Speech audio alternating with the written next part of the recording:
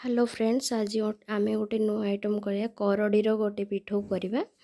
ये मुझे अदा रसुण पियाजर पेस्ट ये नहीं चाउल को 4-5 घंटा बतरे देचे फ्रेंड्स। ये नहीं पियाज और कंचा लंका। एवं आम से चाउल को बाटिकी पेस्ट करदे। से आम हलदी गुंड टेस्ट अनुसार लुण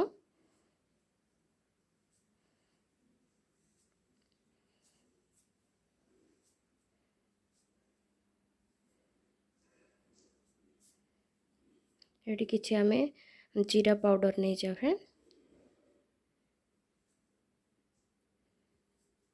लंका गुंड,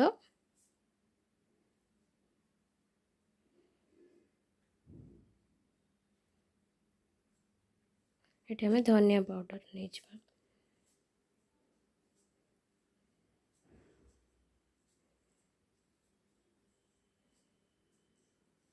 ये रखी अदा रसुण पियाज और जीरा को जो पेस्ट करथिले सेटा भी पकेदबा। ताको भलो भाव में हाथ में मिक्स करदेबा फ्रेंड्स।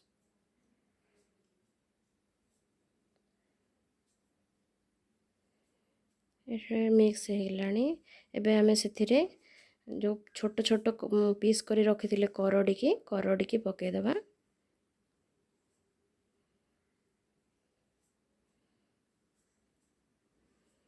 से पियाज टिके पकेदबा। बे कंचा लंका पकेदबा।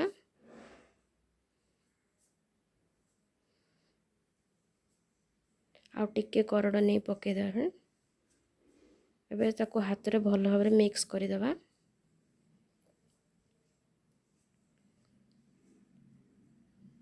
एबे मिक्स हो गला फ्रेंड्स। एबे गोटे आमे पैन रे तेल किछि नहीं कि ताको गरम करिबा।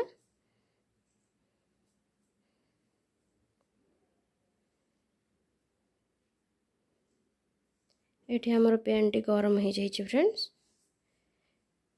एबे हम जो करडी की जो मिक्स करी रखी थिले सेथिरु नहीं पकेबा। ए भली भाबे पकेबा ताको।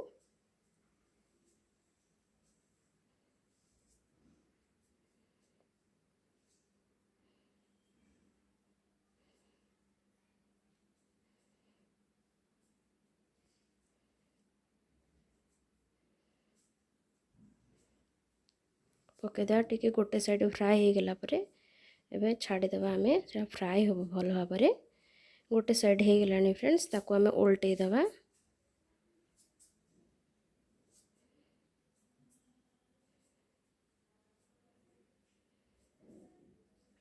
उल्टे देचे उल्टे की गोटे साइड आउ थे फ्राए होगा को छाड़ीदेवा। आम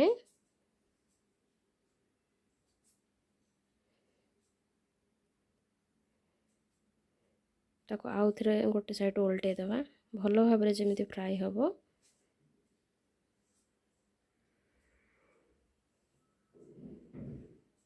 एबे फ्राए हो गलानी फ्रेंड्स, ताको आम अलग जगार काढ़ीदेवा।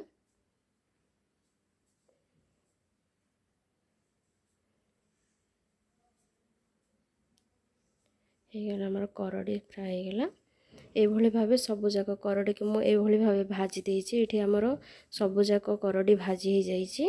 एभली भावे भाजीबे वर्षा दिन रे फैमिली की खाइबा को देबे भल लागियो फ्रेंड्स। नुआ स्टाइल रे एटा करडी फ्राए पिठौ भजा करडी पिठौ भजा।